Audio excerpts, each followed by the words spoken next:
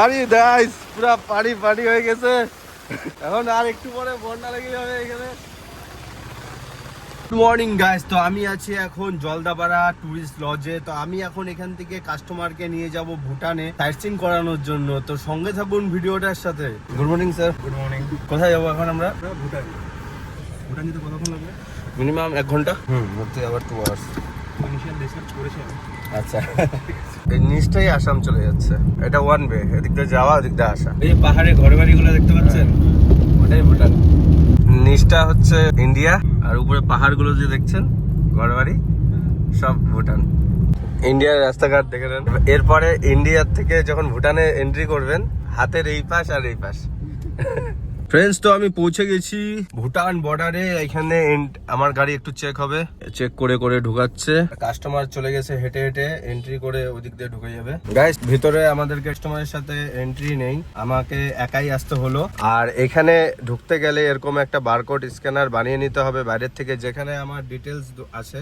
আর ওরা স্ক্যান করবে, স্ক্যান করে আমাকে তারপরে এগোতে দিবে। আর আমি এখানে পার্কিং করে কাস্টমারকে রিসিভ করে একটু হালকা সাইট সিন করবো। সাইট সিন করে আবার বেরিয়ে যাবো, কারণ বেশি দূর তো যাওয়া যাবে না এখানে। এই যে ভুটানের পুলিশ গাড়ি চেক করছে। কিছুক্ষণ আগে ইন্ডিয়ান আর্মি গাড়ি চেক করলো, এখন ভুটানের পুলিশ গাড়ি চেক করছে। স্ক্যানার হয়ে গেলেই তুমি যেতে পারবে। এন্ট্রি করার পর গাড়ি আমি পার্কিং করে দিলাম এখানে। এখন কাস্টমারকে রিসিভ করার জন্য আমি চলে যাবো। খালি কাস্টমার এন্ট্রি হয়ে গেছে, ফটো তুলছে ভুটান গেটের সামনে। তা পৌঁছে গেলেন স্যার? পৌঁছে গেলাম ফরেন ট্রিপে।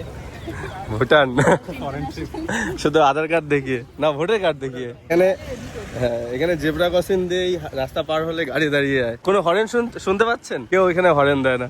প্রথমে আমরা যাচ্ছি এখানকার একটা মোনাস্ট্রি, বুদ্ধিস্ট মোনাস্ট্রিতে পৌঁছে গেছি। আর এখানে টিকিট কাটতে হয় পার হেড 30 টাকা করে। আর এখান থেকে প্রায় 100-150 মিটার দূরে মোনাস্ট্রিটা, যেখান থেকে টোটাল ভিউটা দেখা যায়। আর এদিকটাও আপনাদেরকে গিয়ে এখান থেকে দেখেন ভিউটা, পুরো জয়গাঁ সিটি দেখা যাচ্ছে। এই আমরা এই নিচ থেকেই এলাম, পুরো জয়গাঁ সিটি। হ্যাঁ, ওটা ওয়েস্ট বেঙ্গল। তো ভুটানের মনাস্ট্রির অত সুন্দর সুন্দর এরিয়া, আর পুরা ক্লিন, পরিষ্কার ওয়েদার, পরিষ্কার জায়গা, ব্যবহারও খুব ভালো এখানকার লোকের। আমি নাই করে এখানে অনেকদিন পর এলাম, প্রায় 5-6 বছর পর কাস্টমারকে নিয়ে। তো কাস্টমারও খুব হ্যাপি যে এখানে আসতে পারলো। যাওয়া যাক মনাস্ট্রির ভিতরে এন্ট্রি নেওয়ার জন্য। ভিতরে ফটো তুলতে দেবে কিনা জানি না, ভেবেছিলাম সেটাই। ভিতরে ফটো তোলা অ্যালাউ নেই, তো আমি বাইরের থেকে আপনাদেরকে দেখিয়ে দিচ্ছি। এই হচ্ছে বাইরের মন্দিরের স্ট্যাচুটা, খুবই সুন্দর। ভুটানে এই মন্ত্রটা এভাবে ঘোরালে শান্তির প্রতীক, মনে শান্তি আসবে।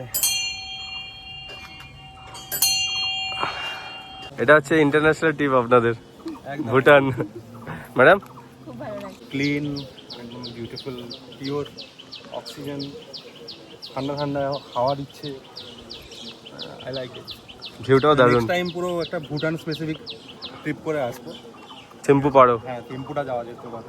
হ্যাঁ এটা হচ্ছে ট্রেলার থাকলো, হ্যাঁ। নেক্সট টাইম পুরো ফিল্ম হবে। ভুটানের আমাদের ট্যুর কমপ্লিট হয়ে গেল। এখন আমরা একটু সিটির মধ্যে হাঁটাহাঁটি করবো, ঘুরবো, সিটিটা আপনাদেরকে ঘুরিয়ে দেখাবো। তারপর আমরা আবার ইন্ডিয়াতে ফিরে যাব। ইন্ডিয়ার থেকে আজকে থাকবো আমরা মূর্তি বানানি রিসর্ট। আর গাইস, এখান থেকে ভিউটা অত সুন্দর যে এখান থেকে যেতে ইচ্ছা করছে না। আর সত্যি ঠান্ডা ঠান্ডা হাওয়া, আর ছোট ছোট বাড়ি, এগুলো সব ইন্ডিয়া। আর নদীটা দেখতে পাচ্ছেন, নদীটা দেখা যাচ্ছে কোনো জল নেই, একদম শুকনো নদী। মোনাস্ট্রি থেকে সিটিতে আসার পর সিটিতে অত বৃষ্টি যে ঠিক করে ভুটান টাউনটা দেখাতে পারলাম না। আর বৃষ্টি কমছেই না। এখন পৌঁছে গেলাম স্যার। সেকেন্ড দিনে ট্যুর কমপ্লিট করার পর আমি হোটেলে পৌঁছে গেলাম। যদি আপনাদের ভিডিওটি ভালো লেগে থাকে, লাইক, কমেন্ট অ্যান্ড সাবস্ক্রাইব করে দেবেন। ধন্যবাদ।